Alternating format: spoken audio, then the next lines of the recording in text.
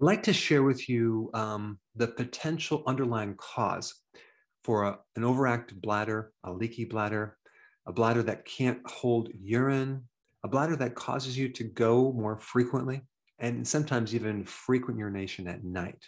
So let's go ahead and dissect this problem because there's a lot of confusions about the underlying cause, okay? And of course, the treatments have side effects, but many of the medications that they use for this condition are anticholinergic. Now, what does that mean? It means that they block a certain neurotransmitter called acetylcholine. Now, acetylcholine is kind of like a hormone within the nervous system that affects the pelvic floor, as well as the mechanisms that allow you to contract and relax your bladder. And that whole system collectively is called the autonomic nervous system. So the drugs that they use for leaky bladder really are affecting the autonomic nervous system, which makes sense because one of the root dysfunctions is neurogenic, which means it's coming from the nervous system. The other cause that they talk about is idiopathic. That is a fancy term that means unknown cause, okay? And what we do know about the idiopathic or unknown causes of a leaky bladder is that a major cause for that is, you guessed it, insulin resistance, okay? That's a condition where you also have high amounts of insulin, which then leads to alteration within your autonomic nervous system. So when you have this imbalance or dysfunction within the sympathetic nervous system and the parasympathetic, can affect the muscle called the detrusor muscle. So now the confusing part about this, when you do research on it, they pretty much focus in on estrogen, okay, a loss of estrogen, especially after menopause, because of course, when you go through menopause, your estrogen drops. So you definitely have a hormonal problem that can definitely affect the bladder as well as the vaginal area and many other parts of the body. But the problem is when you give someone with a leaky bladder estrogen, it doesn't seem to solve the problem. It's more of a nerve-related problem within the autonomic nervous system, which can be greatly affected when you have insulin resistance. So this problem gets worse when you age, when you're pregnant, when you have childbirth, especially multiple childbirths, because that's going to affect the muscles that help you contract and relax, because that's going to affect the structure. It's going to stretch out the valve that controls the release of urine through your bladder. And then also there's things that aggravate it, like chronic constipation, obesity, problems with chronic coughing and asthma, and of course the usual stuff. People that drink a lot of tea and coffee, these things can all aggravate the condition. Not to mention this condition getting worse when you're under stress, which makes a lot of sense because of how stress influences the autonomic nervous system. So the first thing I'm going to recommend is something that might just solve it without having to even try any herbal remedies or even the Kegel exercises. And that would be addressing this insulin resistance. Insulin resistance dramatically and negatively affects the autonomic nervous system.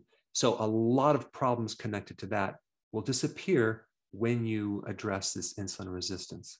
And I'm going to recommend healthy keto and intermittent fasting, and really do it for real, where you're eliminating these refined carbs. You're keeping your carbs under, I would say, 25 grams per day. You're doing the healthy version of the ketogenic diet, as well as doing intermittent fasting. So you're fasting for 18 hours and you have an eating window of 6 hours. So that will help frequent urination, especially in men at night. It's very, very effective for that. And if your problem really is the autonomic nervous system, you're going to greatly affect positively the function of your bladder control. Because, and the reason I'm saying this is because if you jump right to the herbs, the remedy, and you don't fix this foundational eating problem, and you don't fix insulin resistance, the herbs may not nearly have the impact that they should. And you might just kind of chalk it up to, well, another remedy didn't work. Let me go for the medications. The problem is they create side effects. So I would highly recommend starting with the healthy version of the ketogenic diet with intermittent fasting. Okay, that's number one. Number two, Kegel exercises, okay? Now, this will help put more control into your bladder because urination is both involuntary and voluntary. And if you start to do these exercises, you start to put more control into the voluntary part of those muscles. How do you do that? Well, number one, you ensure that your bladder is empty. You want to lay on your back, maybe on your bed, okay, with your knees up. You want to keep your lower back curved. So you don't want to flatten the curve in your lower back. You can even roll up a towel and put that in your lower back, but that way it rocks your pelvis forward. Then you want to lift and squeeze the pelvic opening, okay? And you're going to do that for a count of 5 seconds, okay? You're going to contract those muscles, and then you're going to relax those muscles for 5 seconds. And you're going to go back and forth for about 10 times, okay? And then just do this 3 times a day, spread out through the day. And these exercises have been done for many years with a very positive effect.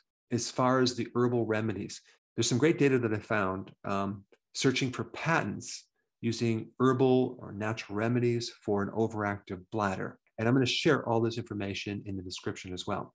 One of these patents actually has a very hardcore study that was double-blinded, placebo-controlled, and it showed significant improvements. And I did a deep dive on these 3 herbs, and guess what I found? They affect the autonomic nervous system. Surprise. So the first herb is called Creativa nervala stem bark. And another name for this is Varuna. Number 2, horsetail. And number 3, Lindura aggregata. So I'll put these 3 herbs in the description so you can do your research and try to find maybe a product that has all 3.